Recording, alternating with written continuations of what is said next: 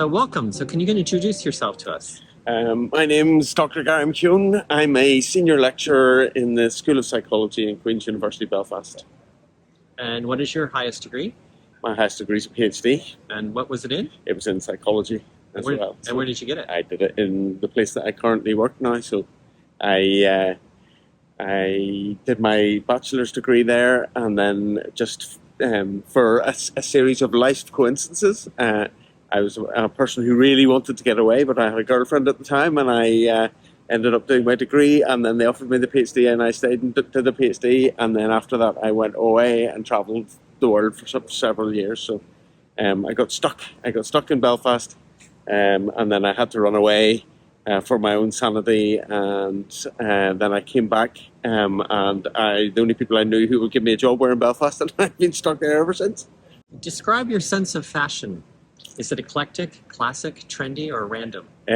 I have two modes. A sort of more extravagant fashion. Whenever I'm in a certain mood, I will be a bit more extravagant, and I like I used to have a 70s shirt with dragons on it. It was it was really nasty. I actually got it in Australia. I came across it in Australia in an old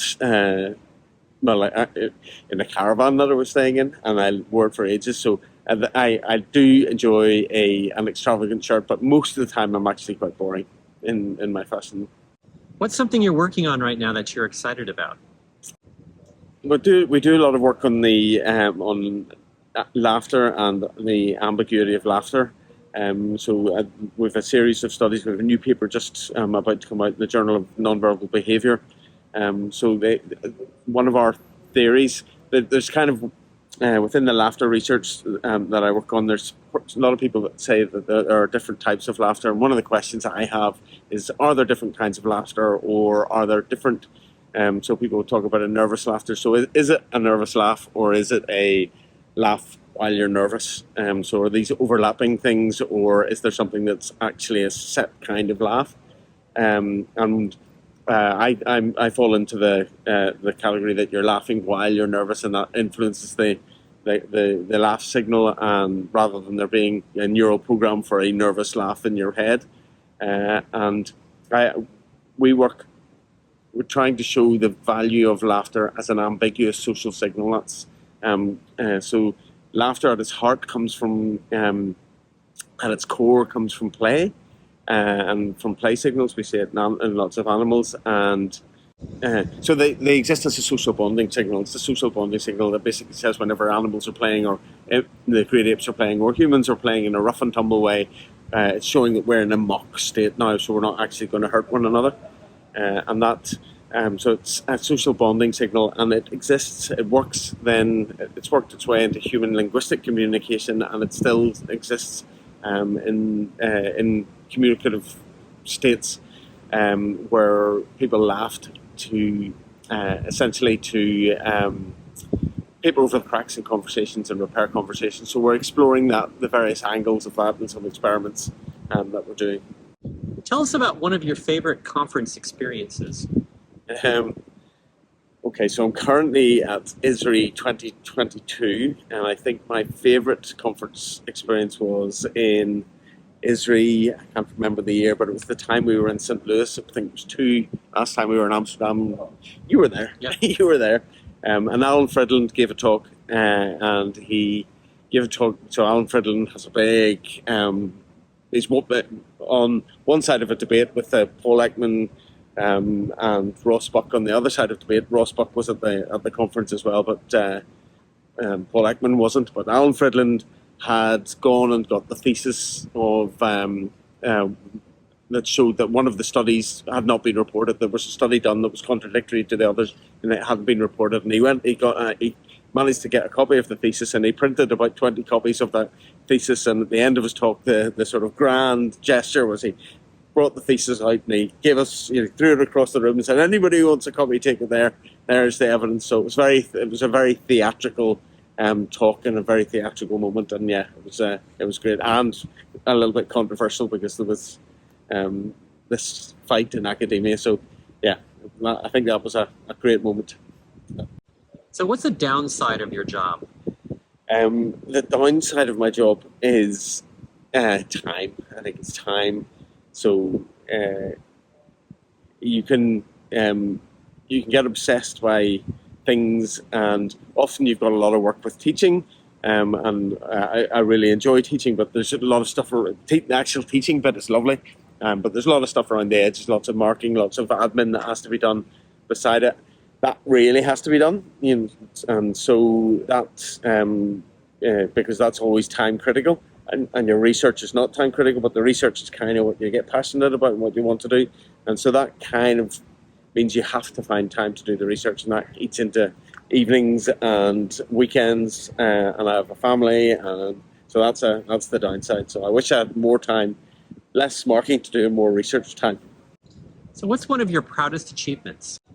So within academia, there are a variety of papers. So I guess the one I'm most proud of, but it doesn't get an awful lot of work, is my analogical peacock stuff, which is an idea that it's a theoretical idea that actually the core of human communication is about the display of mind reading abilities to one another. So and that's my idea is that that's led on to the evolution of human communication, but I really should do more work in that, and I probably haven't done any more work in that. So I think that's my favourite academic thing that makes me proud, but it's not what the world sees as it's what I like. If you were finishing school today, would you have picked the same path that led you to where you are now? And if not, what would it have been? Well, film star, rock and roll star, but I'm not sure those paths were open to me. No, I'm quite happy. I'm quite happy with the academic life. But yeah, it's increasingly there are workloads associated with it that I would rebalance. I think, but I think the path to where I am now is okay. What's a favorite way for you to spend your free time? I like to go walking. I went off and travelled for many years, and the travel bug has never left me. So and I would go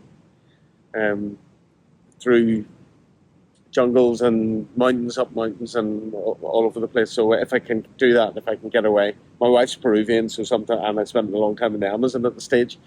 So yeah, if I can get away and travel, then I will do that. So I think that's how I like to spend my time. What's something that frustrates you about your field? Well, actually, we can go back to the Alan Fridland comment. So the fight with the basic emotions and the behavioural ecology view of Alan Fridland, and there are other alternatives as well, like the theory of constructed emotions from Lisa Feldman Barrett, and lots of work by James Russell and Fernandez Dawes and the like, that suggests that this is not that basic emotions doesn't really stand up, and we shouldn't really be doing it.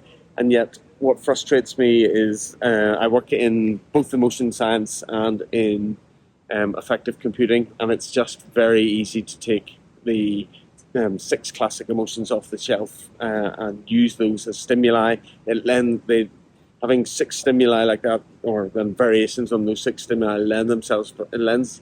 lend itself very well to easy, simple experimental design, and in machine learning and artificial intelligence, lends itself to easy classification problems. And so it's the ease of use and the fact that lots of people have done that before.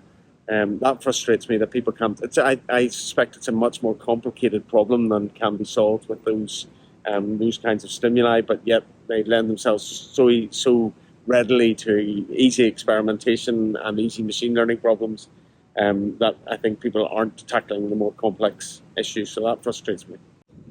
What's something that you get very picky about, like a pet peeve? I teach statistics, and sometimes I think it annoys me when people get some statistics things wrong. And it annoys me is not the right word. I understand, because we all make mistakes, and people have concentrations in different ways. So I rarely pull people up on it, but I just have in a talk I was at. So I think I don't get too picky on people, because I make mistakes as well. So I don't like to get picky, and everybody gets their own turn to make mistakes. But yeah, I think there could be a bit more statistical rigor at times. Can you name a song that describes your career so far? um, no, I'm not. I'm not sure I can. It's the end of the world as we know it. That's a good one. Do you have a book or a movie or a TV show that you recommend highly?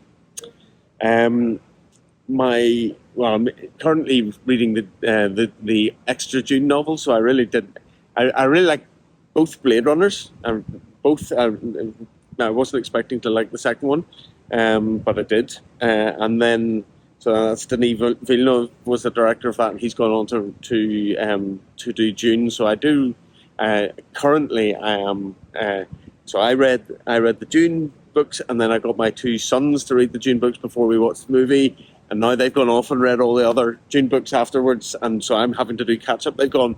I used to know everything about it, but I'd only read the first Dune book, and now they've gone and read off, and they're the experts, and I'm not the expert, so I'm enjoying reading the other ones. So yeah, I like Dune. Who's someone famous you've met or saw? Actually, I had a very early on. Whenever I was a teenager, I was fanatic about U2.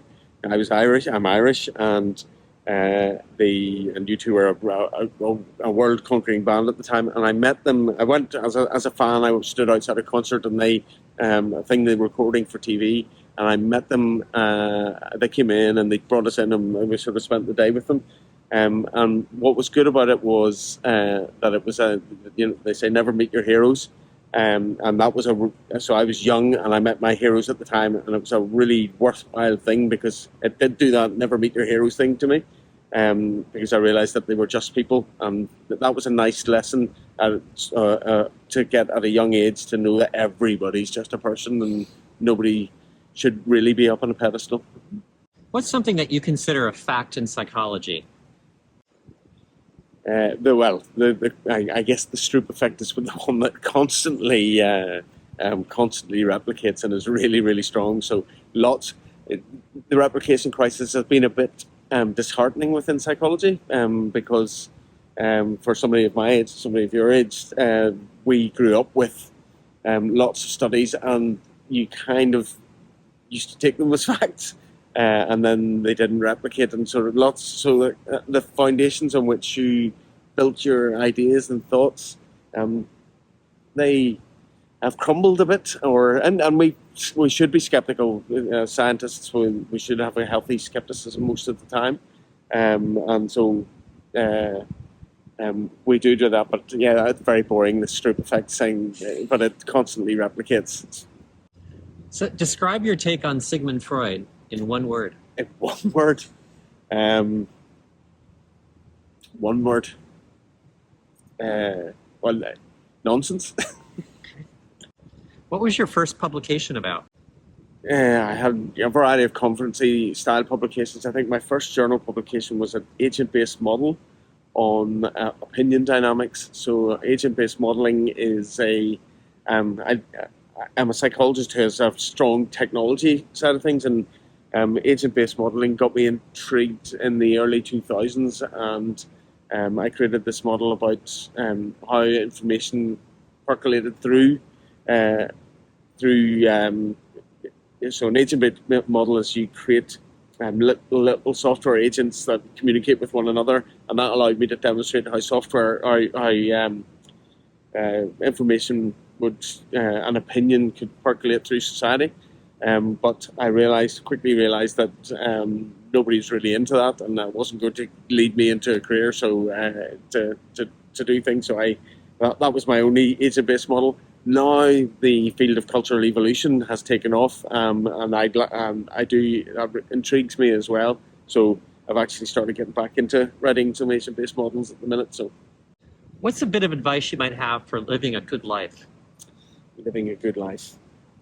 I think certainly from an academic point of view, it's getting the work-life balance correct. I think that's the important thing. As I mentioned earlier, there's a tendency to work all the time, and I've seen a lot of academics do that and arrive at retirement. And I think you think about it's nobody on their deathbed says, "Oh, I wish I'd spent more time in the office.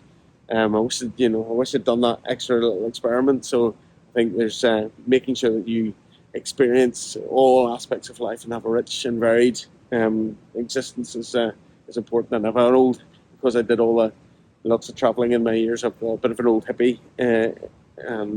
Yeah, I like to make sure that you have a healthy balance. Have you ever seen a TV show or a movie that comes close to accurately depicting academic life?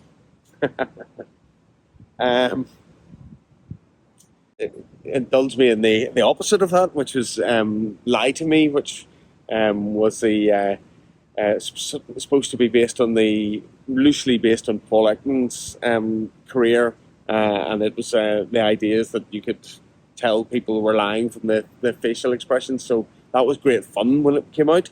That was because I do research in facial action coding, and I do the research that was being depicted in this. But it was about as far as from reality of a researcher as it can get. What's your favorite city in the world? I love Kathmandu. That's a really nice city with a really nice feel to it. So I have a lot of time for Kathmandu as a city. My wife is Peruvian, so I have a soft spot for Lima. But Lima you have to get to know. It's not really it doesn't appeal in the first. Rio is a very nice city. Rio has a lot going on. It's a very edgy city, but it's spectacularly beautiful and great place to be. Yeah. And finally, what do you hope to be doing 10 years from now? I like comics. I like to, but I think I would love if I managed to get the analogical peacock theory more. Other people more enthusiastic about it. So I think if that's where I know I should be working, but it's easy to get distracted by other. A lot of academia is about getting grant proposals, and you sort of have to chase ideas to get grant money in, and then that takes your career in a certain way. And so I would like to be able to control that kind of thing, so I can get money in the places that I need it, so I can do the research that I really want to do, rather than you can't, the halfway house between doing what you really want to do and what you can actually get money to do. So that's one of the tensions that exists in academia.